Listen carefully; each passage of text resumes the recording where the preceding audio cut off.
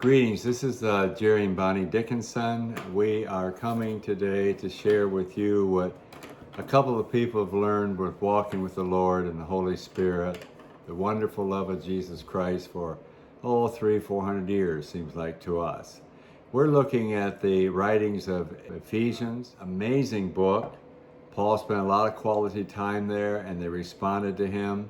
Love the Lord very deeply. That's the first church that Jesus looked at in the book of Revelation, said you're very faithful, you're hard workers, you dislike dishonesty, you dislike crooks, and you dislike false teachers, but you don't love me like you used to love me. Each chapter we're presenting a central theme. And we've looked at chapter 1, chapter 2, and chapter 3. Now we're looking at chapter 4. Now, of course, each chapter would have a different theme depending upon who's reading it. As Jesus said, my word is spirit, and life, and truth. So it's always expanding, always growing. If you reach a level of knowledge, he'll open up an entire new level because it's living and true and kind. Today we look at the 4th chapter of Ephesians, and again understand Bonnie and I are not highly trained theologians. For that we recommend watching Dr. Robert Morris and such like. We are two individuals who have been blessed by God through his son Jesus Christ. Living in the Bible every day of our lives, these 57 years, we've learned how, at least for us, let me say that. We're not trying to lay out some template that you have to follow. We're trying to encourage you to read your Bible and ask the Holy Spirit to make it alive and describe it to you. Well, with that said, Bonnie, how are you? Would you like to say something to your fans? Hello, we are so appreciative that you've come to join us again. We would like you to like and subscribe our videos. Yeah. Also hit that little bell just to be notified when we upload another video. And we really appreciate comments because that kind of gives us direction of where to go. Also, YouTube loves them. And they help us get more strength to be put out there for people to see the videos. Like, subscribe, hit the bell, and please comment. Join us today. Bonnie and I, we know that we are two little people. Two little starfish, though, that have been saved and thrown into the ocean of God's marvelous love. And our relationship with the Holy Spirit and the Holy Bible has transformed us into individuals we would never have had any hope of becoming without God's willingness to love us and help us. We have discovered God is pure love, absolute grace, will always be just and willing to forgive. Ephesians chapter 4 has several themes in it, several subjects. Verses 1 through 6 is unity in the body of Jesus Christ. God just needs unity. Verses 7 through 10, the generosity of Christ by choosing to come to our broken world from his perfect world in order to make it possible for repenting persons to go one day to move up to his loving and complete full world. Ephesians chapter 4, 11 through 16 lists 5 leaders of the church that the Holy Spirit has appointed, and their job, according to Acts 6, is to minister to God, minister the word, pray, fast, discover exactly what the Holy Spirit's saying in the scripture, and then tell that to the church, tell that to the congregation. These leaders are apostles and prophets, evangelists, pastors, and teachers. As godly leaders in the local church, they bring about the following maturity. Bonnie's going to begin that part of our study. We're going to look at Ephesians 4, 12 through 16. Their responsibility is to equip God's people to do his work and build up the church, the body of Christ. This will continue until we all come to such unity in our faith and knowledge of God's Son, that we will be mature in the Lord, measuring up to the full and complete standard of Christ. Then we will no longer be immature like children. We won't be tossed and blown about by every wind of new teaching. We will not be influenced when people try to trick us with lies, so clever they sound like the truth. Instead, we will speak the truth in love, growing in every way Hallelujah. more and more like Christ, Just like who Bonnie. is the head of his body, the church. He makes the whole body fit together perfectly. Amen. As each part does its own special work, it helps the other parts grow so that the whole body is healthy and growing and full of love. Am I on, Bonnie? Yes, you are. I particularly enjoy Ephesians chapter 4, 20 through 32 for the practicality that gives to us for living common everyday life as followers of Jesus Christ. So I'd like to read this and we'll interact and discuss this. It's talking about taking off and putting on. Ephesians chapter 4 verse 21 says, since you have heard about Jesus. So God makes sure that everybody hears about Jesus and have learned about the truth. So there is Jesus and there's the truth, and then there's the life I was living, believing before knowing Jesus, and the truth comes from him, the truth that comes from him. Verse 22, now here, take off. Throw off your old sinful nature and your former way of life, which is corrupted by lust, and deception. Now think about that. We're talking about Christians. This book, all this Bible, is quoted to people who claim to be God's people. These are born-again people, baptized, filled with the Holy Spirit, have multiple copies of the Bible, and they are supposed to throw off this nature that absolutely consumed them before they heard about Jesus and received this truth of being born again. I'm supposed to throw off that old sinful nature and my former way of life, which is corrupted by lust. 9 chapters in the New Testament, the apostle said that the world is corrupt because people enjoy lust. They love the excitement that lust does for them and the corruption. Instead, let the Spirit renew your thoughts and attitudes. Now, we want to take some time here. Bonnie, please. Yeah, I wanted to point out here, it not only tells us to learn about Jesus and listen to Jesus, Yes, but it amen. tells us to throw off and let the Spirit.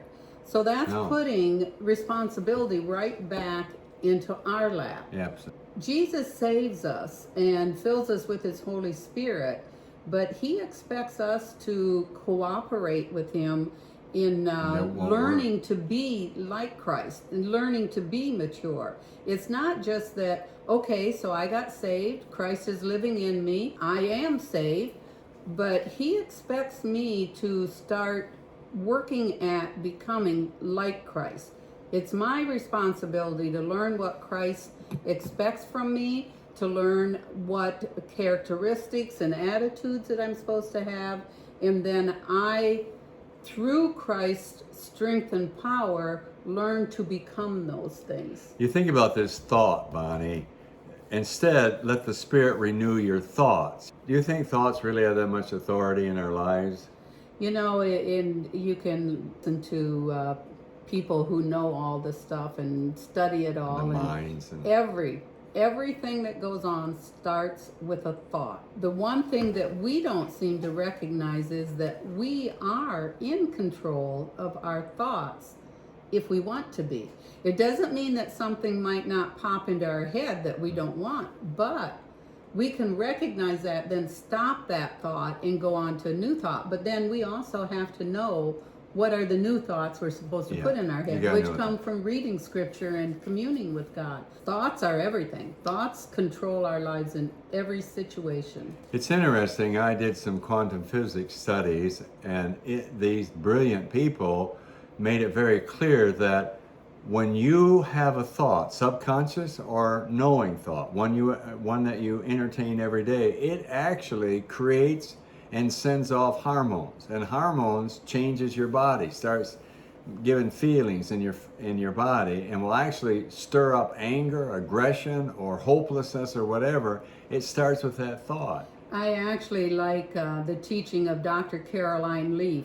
She really goes in depth to this and just shows how a thought triggers a hormone, and that hormone develops and triggers another hormone, and and takes you right down the path of being defeated and depressed. Used to years ago, you always said if you want to be depressed, just start hanging your head, frown, just let your shoulders fall forward, and pretty soon you're just depressed. You're But just depressed. smile if you think of happy things, if you laugh at things, if you see something that's funny and you truly pick it out and laugh at it, or if you look out at the green trees and the grass and you see the beauty of it, then your spirit is lifted up. We do have control over that, but we have to be aware and take control. Much of my life, I've had moments where I just totally out of control, just crazy, and Yeah. wonder. Yeah, see, she noticed. One was when I said, "Would you Totally marry crazy. me?" No, so but we just. No, that was Oh, that that- was me being out of control. Oh, okay. One of us was. All right. We found out now.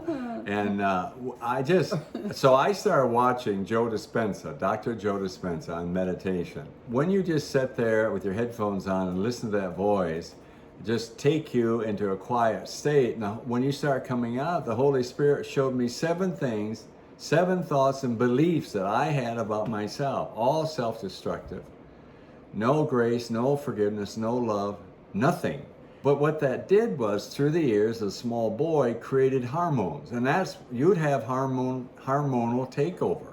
And you just be insane for a while and crazy for a while. And I had to learn, though, and say, God, I'm sorry, let's get rid of it. You go to your Bible, and the Bible's filled, like Philippians 4, chapter 4, 4 through 9, 8 and 9. Many of the Psalms, you just read those Psalms, the 23rd Psalms, the 121 Psalms. You just read these Psalms and you start putting those in your mind. Once you repent of this opinion you have of yourself, and that hormone starts going away, and when it starts erupting, again, talking about these thoughts and attitude, you can stop them because now you know what they are. We really have been helped by Dr. Joe Dispenza, meditation, Leaf, and Dr. Caroline Lee, Robert Morse, Dr. Robert Moore, and many brilliant people who God has showed some things to. Pastor Jerry Dickinson. Pastor Jerry Dickinson, what a wonderful guy, humble. In Romans, the 12th chapter actually says, you've got to renew your mind. You've got to change the way you think. If you don't change the way you think, you'll never expand the glory of God and become somebody so lit up with Jesus that people want to know what you have. And then 24, now we're talking about putting on. You've taken these off. Now put on your new nature, created to be like God. Did you hear that? Created to be like God. When I repented, God put a new nature in me that He created to be like Him. Truly righteous and holy. So Christians again. So stop telling lies. Christians are liars. Do you know Revelation says liars will go to hell? Stop lying. Let us tell our neighbors the truth. For we're all part of the same body. The same body. By our discussing before we started this, that if you have a plant, a flower, or a tree, or even your body, if it's all healthy, if the church is healthy, it just grow and be strong. And that's what this chapter is talking about. This 4th chapter, the unity into growth into maturity. But if you have a part that goes bad in that tree or plant or flower, my body, Bonnie's really up on this and loves this, you become what you eat. And I'm up on you become what you think.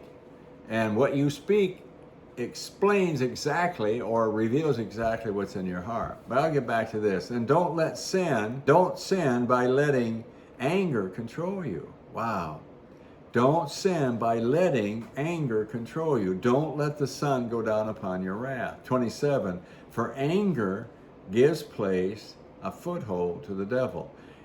Each time I've been angry, I have never seen a time that the devil didn't come and inject something destructive. Every time. James says, the wrath of man worketh not the righteousness of God. 27, anger gives a foothold to the devil. So if you're a thief, quit stealing. Instead, use your hands for good hard work and then give generously to others. 29, don't use foul or abusive language. I'm amazed how many Christians I hear swearing, even taking God's name in vain. There's something wrong with that maturity. And this 4th chapter gives us a lot of tools on how to change that inner man and make it like Jesus.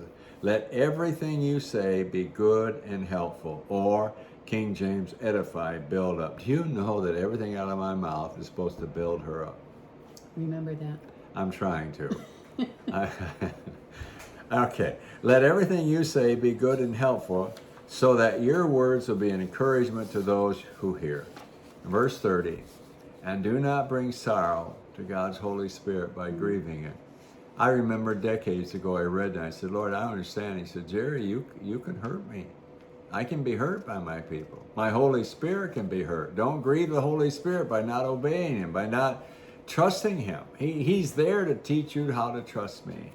And remember, He has identified you as His own, guaranteeing that you'll be saved on the day of redemption. I've said all that to say one of my favorite revealed knowledge in the Bible is verse 31. It's talking about what you do with hostility. Now, you can buy more policemen, you can give them bigger bullets, you can buy whatever, and you can make more legislation to get rid of hostility. You can blame it on teachers, blame it on mama, blame it on anybody you want, but right here, the Bible gives you what to do with hostility. Do you have a problem with hostility? Are you pessimistic? Are you negative? Are you fault-finding? Are you judgmental? Are you self-righteous? Are you angry, explosive? Oh, excuse me. Verse 31 says, get rid of all bitterness. Get rid of it. How do you get rid of it? See it, tell God you're sorry, repent of it, turn it over to Jesus, and then find verses to replace it until it's actually replaced. Get rid of rage and anger and harsh words and slander. And that's gossip. Sometimes the church would call them prayer requests, but they're really slander, as well as all types of behavior. Evil behavior. Evil behavior. All types of evil behavior. 32. Instead, be kind to each other, tender-hearted, forgiving one another, just as God, for Christ's sake, has forgiven you. You know, Jerry, this really sounds too much to expect or require from people who have accepted God's way of living. That is until I consider what we were before Christ. Amen. Ephesians 4:17 through 19 reads, with the Lord's authority, Hallelujah. I say this, live no longer as the unsaved do, for they are hopelessly confused. Their minds are full of darkness.